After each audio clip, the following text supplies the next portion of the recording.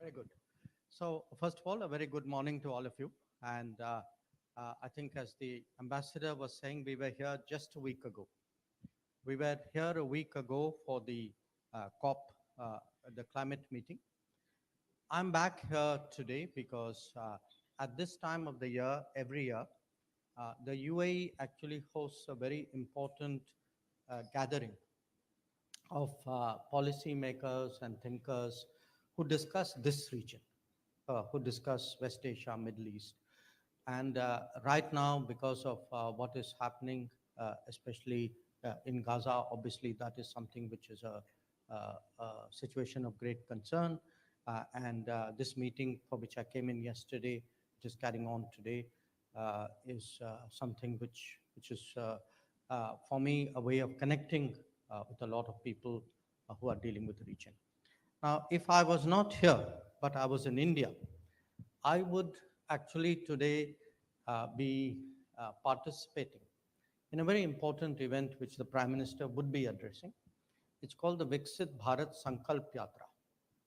So, this is actually an initiative where the progress of the last 10 years, all the schemes, the campaigns, the initiatives of various kinds, uh, they uh, they are in a sense being taken to the people to make them understand really how actually the effort has been made to progress the country in the last decade.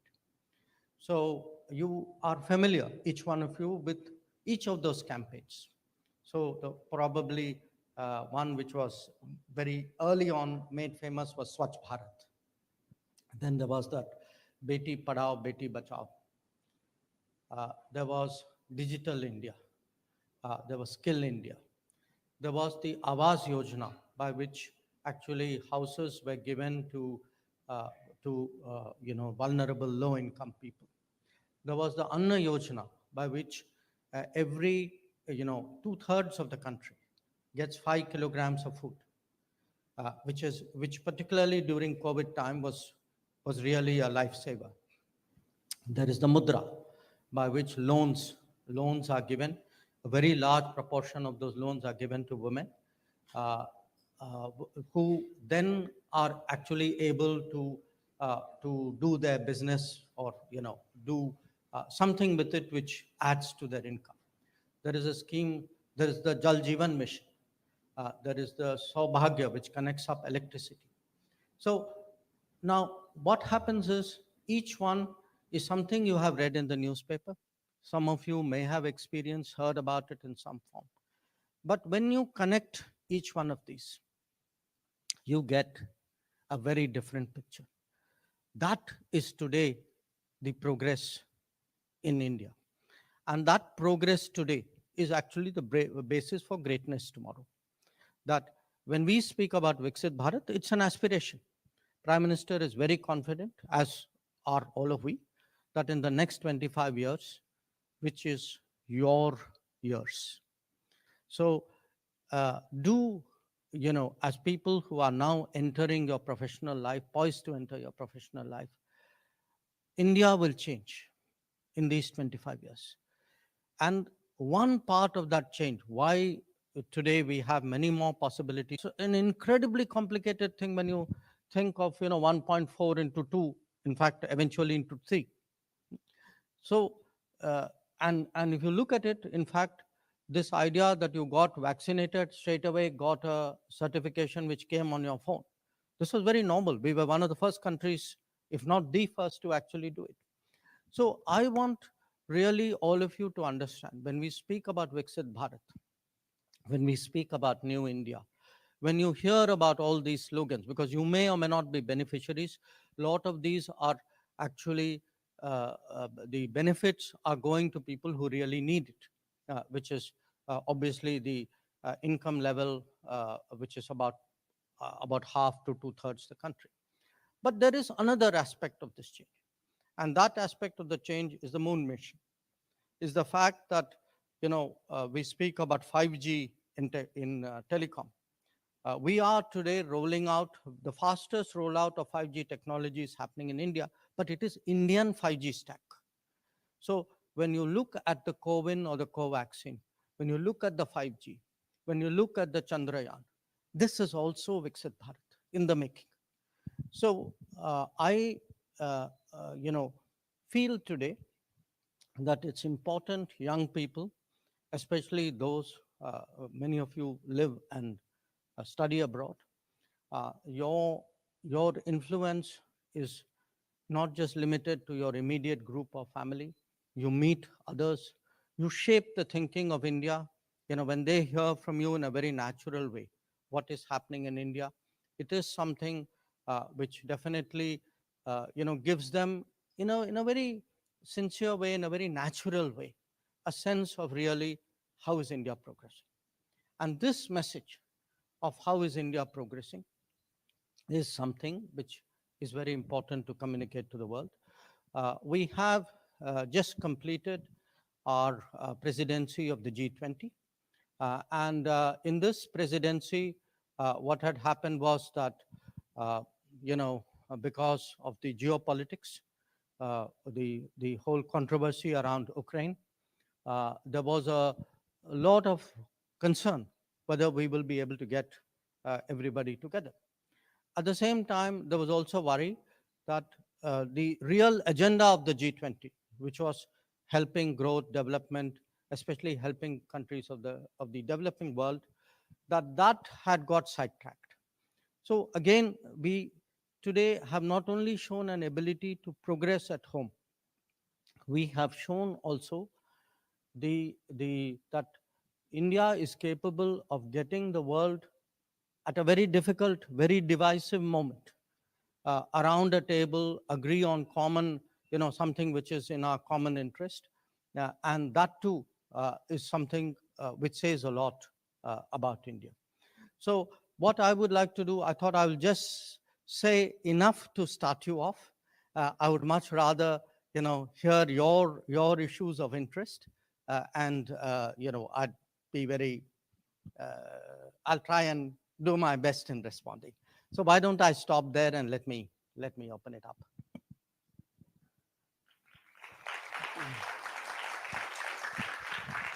You have a mic?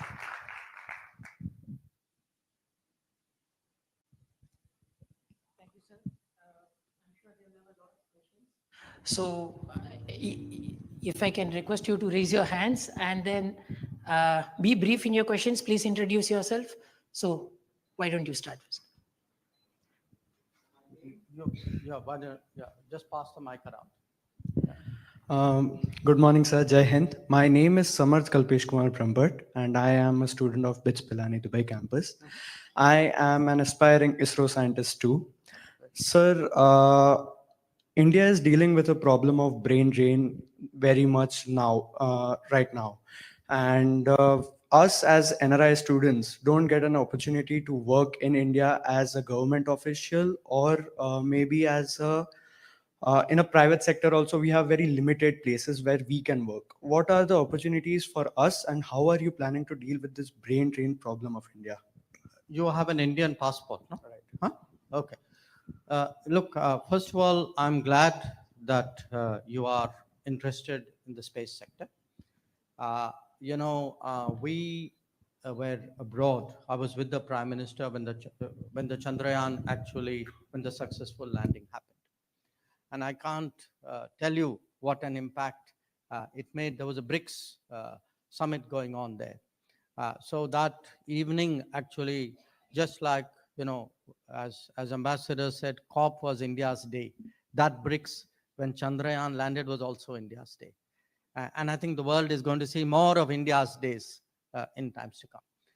But so on our way back, Prime Minister decided that he will fly straight into Bengaluru, and he will meet the entirety of the team which was responsible for it. It was a very memorable experience. I was sitting on the side and watching it. But because I had, when I was earlier in my career, when I was foreign secretary, I'd been a member of the Space Commission. I'd taken a certain amount of interest in it, which, a lot of people of my generation have done. Some weeks later, uh, I actually went to this institution which the Department of Space runs in Thiruvananthapuram. It's a well-known institution. They basically produce the, it's the educational stream from which many of the ISRO people are recruited. And for me, what was really impressive was there were students who were, I mean, who were actually inventing things and applying things which were actually going into space missions. So it wasn't that, you are studying something and one day, young person, when you reach that level, you will also be eligible to be considered. Even when they were studying, they were actually their talent, their ingenuity, their innovation was actually feeding into things. So at one level, I was marveling how much the world had changed, because I mean, when I was a student, this would have been inconceivable. uh, I was also at another level also impressed that we were giving that kind of resources and giving that kind of encouragement really for this to happen. And to me, that spoke about the self-confidence and actually the new thinking today. I mean, when we speak about Viksit Bharat, when we say New India, it isn't just a material progress. People sometimes say, it's all about 8% growth, etc. That's only one part of it. A large part of it is really the deep strengths, the mindset, the innovation, the creativity. How do you energize really a society to think bigger and better? Your question about, if you are NRI, what are the work opportunities? Look, if you hold an Indian passport, you're looking for a work opportunity in India. Nobody is going to uh, treat you this way or that way because you happen to have been living or educated abroad. So the opportunities are there. And my own sense is actually different opportunities are there today. You know, 40, 50 years ago, honestly, people said, okay, you are bright, be a doctor, be an engineer, maybe be a civil servant. You know, today, there is so much more that there is out there, even education. Each one of these streams has itself become much more multidisciplinary and much more diverse. I would say, when I look at this 25-year period, this Amrit Kal period, as I said, this is your era, but it is an era where actually our responsibility is to give you that enabling factors. And I'm very confident you will handle it in a very different way, because your education, your mindset, your manner of thinking is actually so much, so much more innovative and different, and so much more questioning than it is for us. So do your best. I'm sure you'll find your right landing. Yeah. Lady. Yeah. Good, good morning, sir. Okay, she beat you to it. Yeah, go ahead. My name is Ashwati. I'm from Manipal Academy of Higher Education, and I'm a BTech Mechanical Engineering student. And my question to you is, in your vision, how does international education contribute to India's soft power and diplomatic influence as the number of students going for studies in abroad is increasing yearly? The number of Indian students going abroad is increasing. No question about it. But the number of educational institutions in India is also increasing. In fact, I was, looking at numbers as part of a presentation which was being made to the Council of Ministers. I think very, very roughly, the new, if you look at, I'm talking at the college level, if one looks at universities and colleges, they have actually almost doubled in the last 10 years.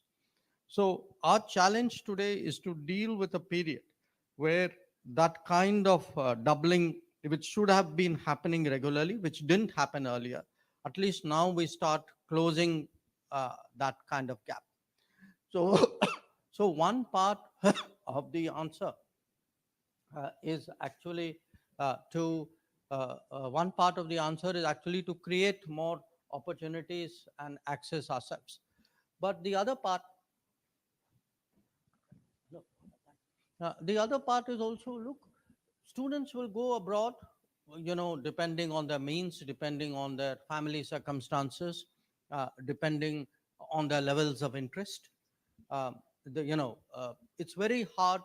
I mean, we are a free society. We are a democracy. We believe in individual choice. So it's not for the government to rigidly prescribe this way or that way. I don't, I don't see any, value attached to where you study, so long as you get a good education. Now, I think those who have an interest in working in India, even if they study abroad, my sense is many of them come back. I mean, we have at any given time roughly about, I think, 13 lakh Indian students abroad, roughly. Uh, I would say a very good number of them come back to work. So I don't, in a sense, you use the word brain drain. If we create opportunities in India, if the Indian economy fires up, which it has been doing now, I mean, we just posted 7.6% growth this quarter at a time when the rest of the world is actually struggling to grow, you know, against all the headwinds that we see. So as the opportunities grow, as that sense is the place to go is India. That's where things are happening. My sense is it would happen. I would also say in India, we also are trying today to be more open to international institutions. So international institutions have started, finding ways of coming. These are early days. We have to see how it grows. Good morning, sir. My name is Shilpa Kumar. I'm studying electrical and electronics engineering here at BITS Pilani, Dubai. So my question is, we as engineers, we understand the importance of collaborations, scientific collaborations, especially on an international level for technological development. But how do you think we can do that, keeping in mind, India's interest and, national security? What do you think our foreign policy on this should be? What are your thoughts? Um, Today, one of our big goals is to boost manufacturing in India, because unfortunately, after the reforms began in the early 90s, that kind of attention was not given to manufacturing in our country. And in fact, there were even people who believed, oh, we are a services economy. But you really cannot be, for a country like India with all the aspirations and ambitions we have, we cannot not be manufacturing, a manufacturing power. So this government in the last decade has actually made huge efforts to create an environment for manufacturing to take place, which has different aspects of it. You may make it easier to do business. You may create better infrastructure, logistics. But at the end of the day, the key is the human, the humans involved, the human resources that are necessary, which is why, if you look at the number of engineering schools, for example, they have really increased very, very sharply. But along with that, initiatives like, the whole skilling program, because that is necessary to boost manufacturing, and the encouragement given to startups and to innovation as well. Now, the future, the world is globalized. Okay. Today, one of the problems is there is an over concentration of manufacturing in one location. Now, the COVID showed that makes the entire world very worried, because if supply chains get interrupted, you are dependent. It's a common sense proposition. None of us in our daily lives would want to be dependent on one source. So there is an opening today in the world. The entire world wants more production at more locations with more supply chains. This is today a new opportunity. But along with that, there are also certain areas like let us say, semiconductors, or even, any kind of today advanced technology. There are some security, as you said, security sensitivities. So what we do in foreign policy today is to see which countries are we comfortable with, where are joint ventures more easily forged. Sometimes there are regulatory requirements that, some countries or some companies cannot share technology with you unless they get the regulators approval. So a lot of our job in foreign policy today is actually to support people like you and your current or future employers. That how do we make, create be part of a value chain, you know.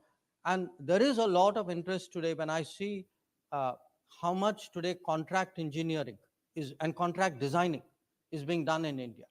The number of MNCs who are shifting their R&D centers to India. So when you look, today, last few years, we've attracted a very large amount of FDI. But it isn't just the headline numbers. When you actually look what is coming into India, a lot of the world is coming to India because there is talent and skill and competitive spirit in India. And that sense of security and that belief that Indians, we honor contracts, we follow the rule of law. So these are factors in the mind. So again, I'm making a pitch to you, which is, India actually has a very bright future here. And if you are an engineer today, that's the place to be.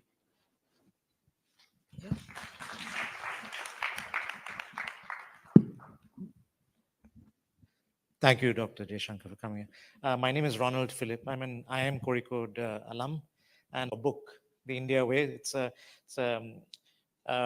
brilliant, I think, exposition of your worldview. I had a personal question for you, on which I hope will help all of us on moving from ideas to action. Because rarely in one's life does one get to expound a new set of ideas and worldview. But even harder is getting to implement it. Mhm. And you've managed to do that. I mean, you've managed to shape your ideas, bring them, but also implement that. So can you just talk about your learning from that and the advice to us who might have some ideas for India and, in our lifetimes being able to implement them? Because you've been able to do that very successfully. Well, I mean, in a way, I could say I've been fortunate. But in a way, I could say maybe somewhere, some part of me handled it in a certain way. Uh, when I joined the Foreign Service when I was 22, okay. Uh, I mean, I did it in a very natural way because I studied international relations. So it started with what you studied is what you practiced. And in fact, when I was sitting, I was in two minds to sit for the civil service or not. And my father, who's quite astute, at least where his kids were concerned, he actually simply put this idea saying, look, do you want to keep studying international relations or do you also want to have a shot at doing it? Okay. So he knew which way the answer would be. But what has happened since then, as you practiced it, and this is not just applicable in this job, I would say pretty much any job. Anybody who's doing anything they really, really like, you don't think of it as a job. You don't say, my brain will start working at 9 in the morning and will close at 6 in the evening. It's something which is, if you like it, it's something which is churning in you all the time. And you keep trying, you think about it, you exchange it. It's not even conscious. It's something which is part of you. So then this thing happens, which is you develop ideas about your own line of profession, whatever the line. I mean, you could be a smarter lawyer, you could be a better accountant, you could be a great engineer, a fantastic designer. You're doing your work, but one part of you keeps saying, okay, how do I do better? I mean, in an interesting way, I'm a novice today to my current line of business, politics. Okay. So I watch the best in the business, which happens to be the Prime Minister. I keep saying, what makes him different? What makes him different is he's never satisfied with what you got. I mean, you could do the best, and he would say, yes, okay, very good. But all the while he's thinking, raise the bar, do more, higher expectation, bigger ambition. Think about it. Could we have done it differently? Could we have done it, more smartly? So uh, it's a kind of, I would say, a drive, you know, and that drive has to have both. You can't have a drive just by doing. You have to have doing thinking, or thinking doing, in some way, a constant, I would say there's sort of an auto correction, self evaluation. And I think that's really what differentiates the great leaders. And this is how really countries also rise, because if you can instill this in a mass of people, that if you can make a nation ambitious, a society hungry, and hungry for really doing better, uh, that that is really how progress happens. So this is a sort of a small example of, one person's effort in one particular line. But I watch it today, all around me. I mean, I look at sports, for example. How, for me, at the end of the day, I'm a competitive person. I like anything which is competitive, and nothing is more competitive than sports. But I look at, how sports works. It's not a game, in that sense. It's serious. It is that striving to do better and better, and analyze, every defeat, every victory. Even victories must be analyzed to see, could I have won better, or what will I do the next time. So that's kind of the what you see up there in that book. Mr. Bojani. Dr. Jaishankar, it was fantastic what we've heard. And first and foremost, I'd like to take this opportunity to thank you and the Honorable Prime Minister for helping us all Indians living overseas raise our heads and our profiles, because the positioning that you've done for all of us in India is fantastic, of Indian origin is fantastic. Taking off from that, I have two questions. I'm sorry, or observations. I'll give you one answer. Okay, but okay, you can fine. ask me two Okay, questions. then I'll stick to the more critical one, which is dual nationality. Why is India losing the opportunity of letting go? And I'll give the example of one person, as in Ajay Banga. He's got profile similar to Rajiv or me or others. I'm, by the way, an NID Ahmedabad dropout, and I am Bangalore alum. And I've been living in Dubai for 35 years. I've had 3 opportunities to get citizenship here. One 20 years ago, one 4 years ago, and one recently. Recently is last year. And each time the issue was we've had to give up our nationality. There are, I believe, 30 million people of Indian origin all over the world. Going back No, to the... so I get the point. Yeah. Huh? Because the next generation, like Ajay's kids, don't think No, of themselves as yeah, Indians. sure. No, I get the point. Please.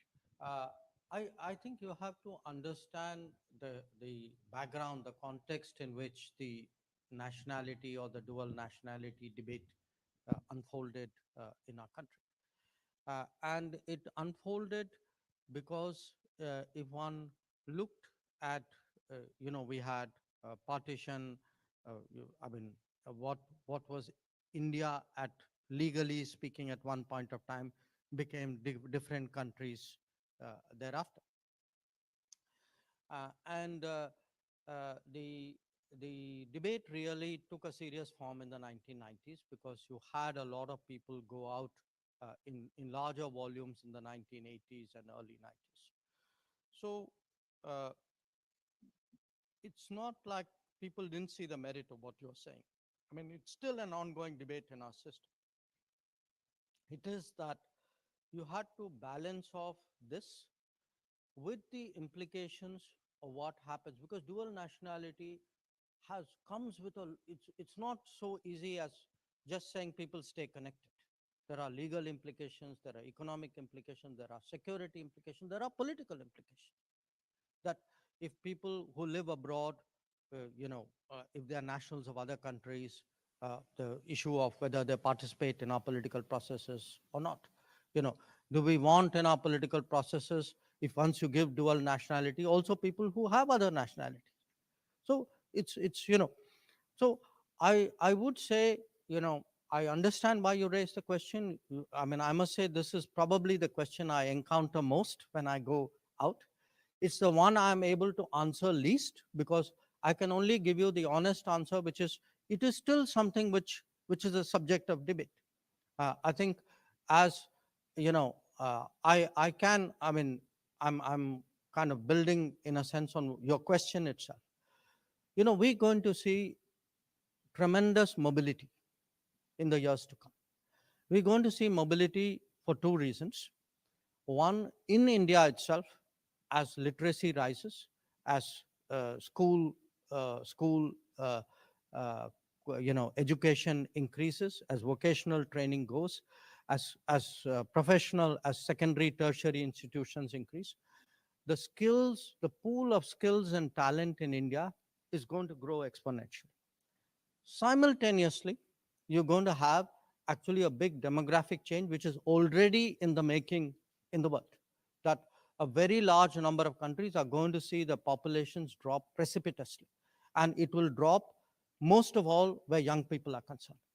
And three, the kind of world we are heading for, the kind of technology which will be in demand. It's very interesting. As technology advances, the need for human beings actually doesn't go down. It's just that they contribute, they are linked in a very different way. So when we speak today of a more technology centered society, a knowledge economy, it means actually having people. I mean, today everything we do has some kind of knowledge embedded through a chip in whatever we are doing. That's the kind of world we are heading for. And that world is going to see very many more Indians around. So I see this as a live debate. I wish I had a better, more finite answer than the one I'm giving you, but I think sort of one has to wait and watch.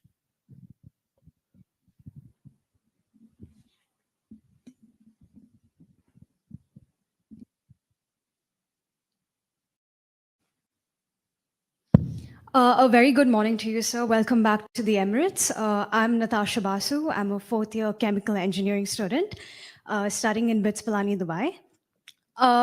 My question to you is, as the world has seen the landing of Chandrayaan-3 on the moon and other big breakthroughs with Indian space research, how do you ensure that India would look into a safe and healthy way of using the planet's outer space with connecting national interests as well as certain international restrictions and constraints? If you look at India's tradition, in a sense, record, perhaps culture, we actually are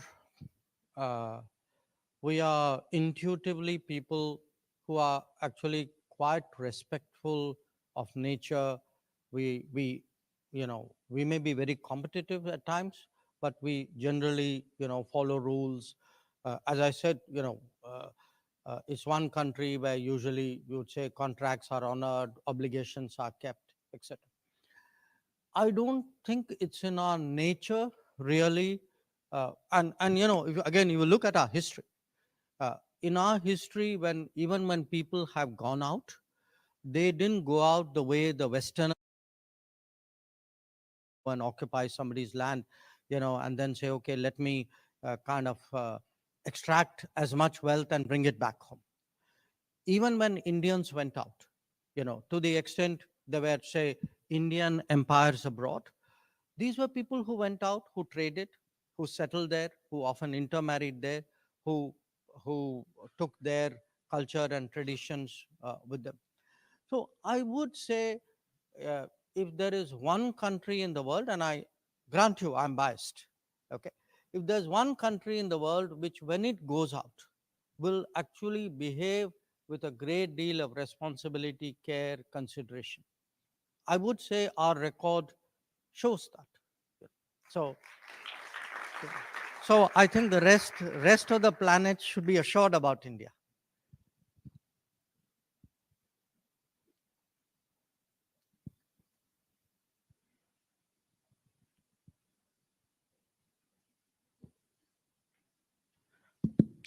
Good morning, Dr. Jaishankar. Sir, my name is Tushar Raja. I am a third year biotech student from BITS Pilani, Dubai campus. And I have one question for you that's related to diplomacy, because that's something I'm interested in. So from whatever limited knowledge I have. You're studying engineering? Yes. Okay. No, good, good. Don't let that stop you.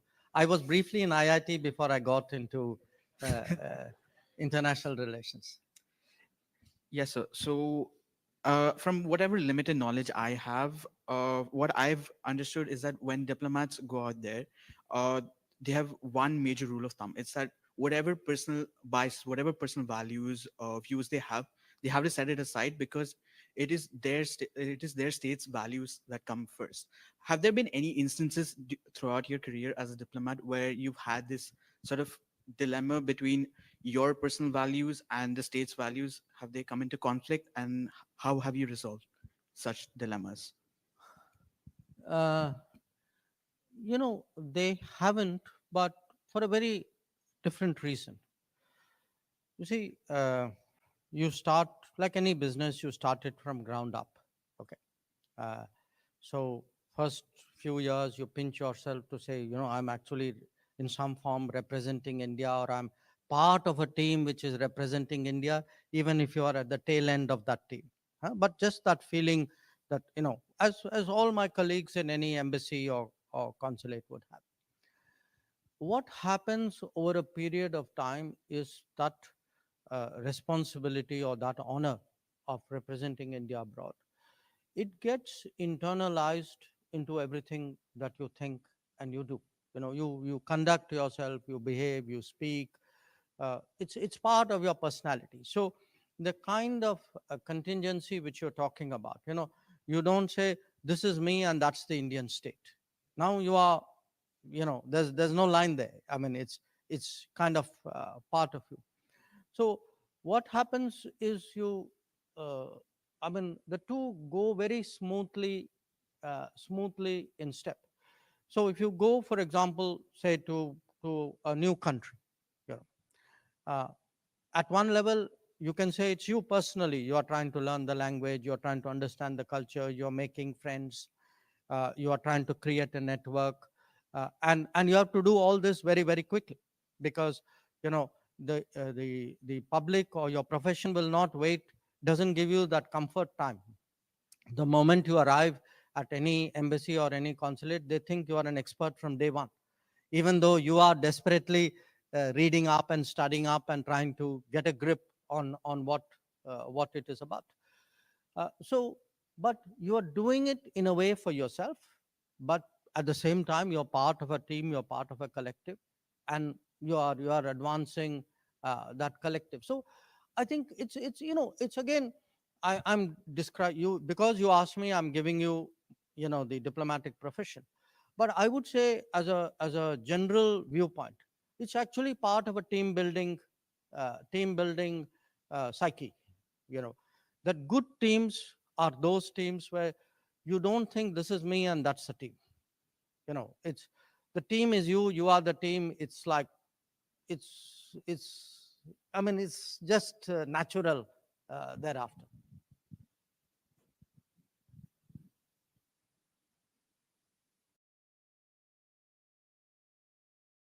I think the hands are up more. Yeah.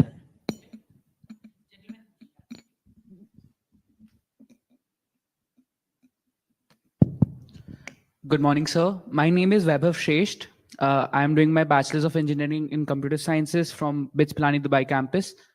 And I'm from Delhi, basically. So, sir, in this era of rapidly advancing technologies, what is the steps that we are taking as a state of India to, to ensure the cyber security and to navigate the challenges and the opportunities which are presented by the technologies present? This, in a way, is probably one of the most difficult issues that the world is facing. And the world is facing this difficult issue because each one of us, by nature of our existence, we are today walking emitters of information about ourselves. That how we all walk now? We all walk like this. Huh? Because all the time we are doing this.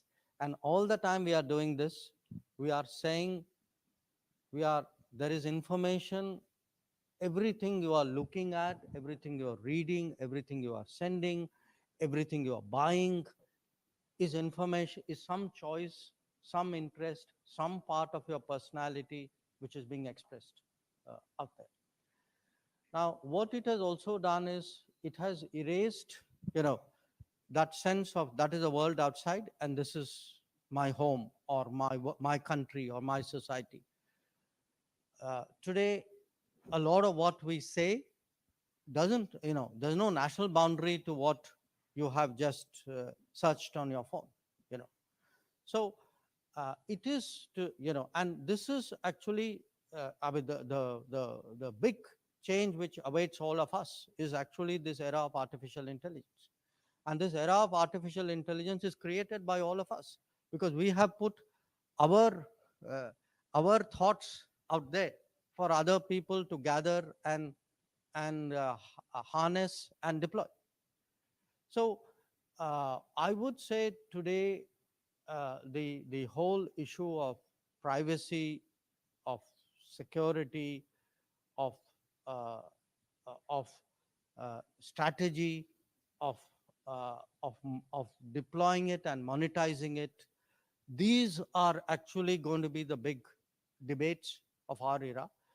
And it's an era which therefore will require, an India to be more competitive, to have, to be prepared for it. And it's actually one era which gives me a lot of hope, because when I look, for example, at how Indians have today embraced technology. And I mean, it's amazing. You go to what are developed countries and you find what are very common practices in India. Where, I mean, we were the country where people used to pay in cash and hesitated to even have a card. Today, we are the country which takes out a phone and does the QR code. I mean, if you look today at cashless transactions, we're doing about 10 to 11 billion a month. The US does about, the US does 3 billion a year. Okay? I mean, in terms of the UPI, the cashless transaction, we are way ahead of everybody else. And to me that, and in fact, when I was telling you about all these programs, one of the reasons these programs are working is because they're all digitized.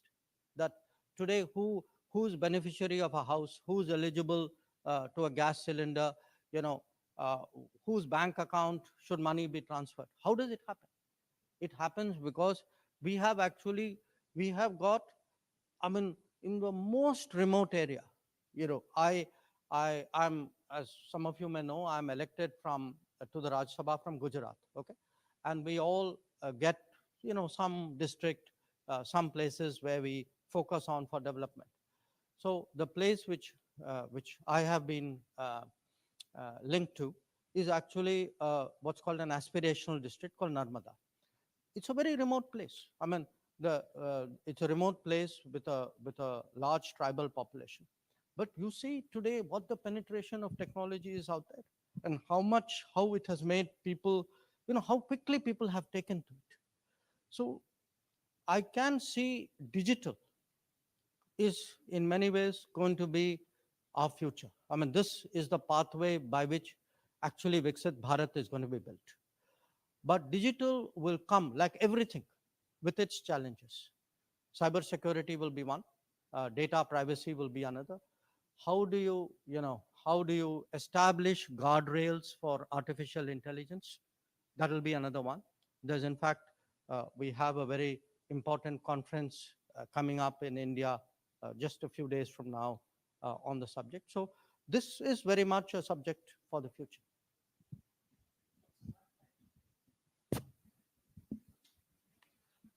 Good morning, sir. I am here representing Amity University, Dubai.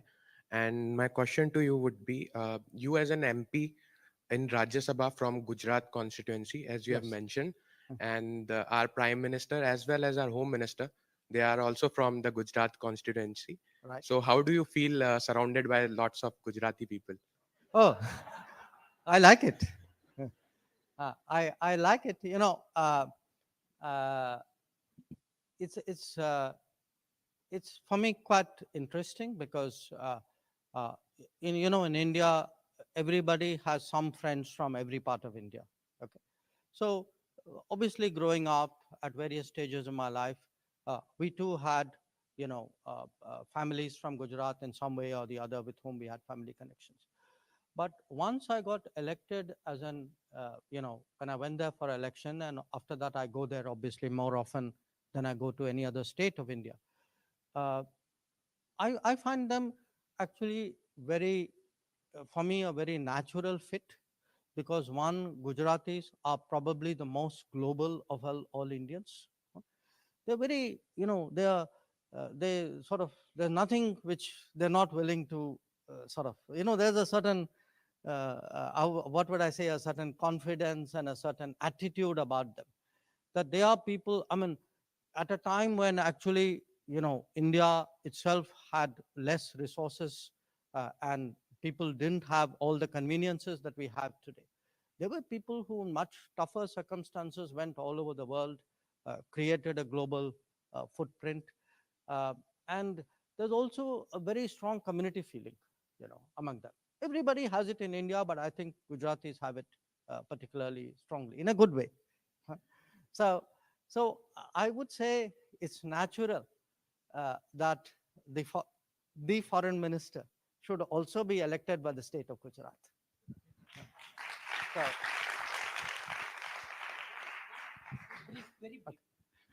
Um, Thank you, Dr. Jaishankar. This has been an absolute honor. I'm an alum from IIT and I'm from the 80s and been out, worked in India, worked outside. But my question is very simple. I believe everything you've said is so good. If I were to underpin this with the central idea, it's actually the world is becoming a preserve of knowledgeable minds, whichever shape or form it is. And if it is indeed knowledgeable minds and we have the right leadership, which our leader has done, in terms of amplifying the idea of strong India, and of course, all the initiatives you have of accelerating them, I think the next challenge is of democratizing this in the minds and hearts of everyone, not just every Indian in the world, but also of people around the world to realize the power of India. And I say this because as products of excellent education from India, when we've been able to go out and do so well, how does the government, how do yourselves and the leaders look at the role of Indian institutions going overseas, just like the US institutions have done so ably and built international standards and strategies and own the minds of knowledgeable people to their advantage. So that isn't that the time where the Chinese whispers against us gets replaced with Indian whispers in our favor? You know, uh, it's an interesting question, and it's a question which I think many of you uh, should should have a stake in that answer. The process actually of Indian institutions going abroad has started. I mean, many of you are products currently of these institutions. I think it will pick up steam. We have an agreement for the first IIT in UAE. We have set up an IIT in Tanzania, in Zanzibar. Uh, we have many other, private institutions have had more freedom here. But I envisage a situation, under the new education policy, where there would be much greater this, in and out, foreign universities finding, in some appropriate way, because it has to work for both sides, because uh, at the end of the day, the purpose is a kind of a development education purpose. It is not a business purpose, and so but it cannot be without its business underpinning either. How to get that balance right? But I do envisage a situation where we will have, Indian more and more Indian institutions going out, and in its own way, more foreign institutions finding collaborative ways of coming into India. And I think that kind of internationalization is good for India. You know, I mean, today when I travel around India, the one message I tell everybody, saying take an interest in the world. Take an interest in the world, because whether you like it or not, the world is going to make a difference in your lives. After all, COVID came from the world somewhere. It took over your life. You know, you may have a conflict. Today there is tension in this region. Tomorrow oil prices can go up. It could be, for many countries, it could be food, it could be health, it could be the daily necessities of life. It could be the quality of your life. But what is happening in the world? It could even be climate. That a climate event has happened somewhere in the world, and your life can be affected. So the more interconnected we get, I mean, we spoke about how digital we are getting. We are also getting more interconnected and interpenetrated and interdependent. So that kind of a world which is going to impact our daily life. So to me, foreign policy is not for me. Foreign policy is for all of you. That your lives will be shaped very much by what is happening in the world. And those of you who have the privilege, the experience, the possibility of actually experiencing the world, you should actually be at the cutting edge of that appreciation and spread it, amongst yourself and also to people in India. So with that, I think I have a plane to catch. So once again, I want to say it's been really a great pleasure to meet all of you. Thank you very much, sir, for sharing your thoughts.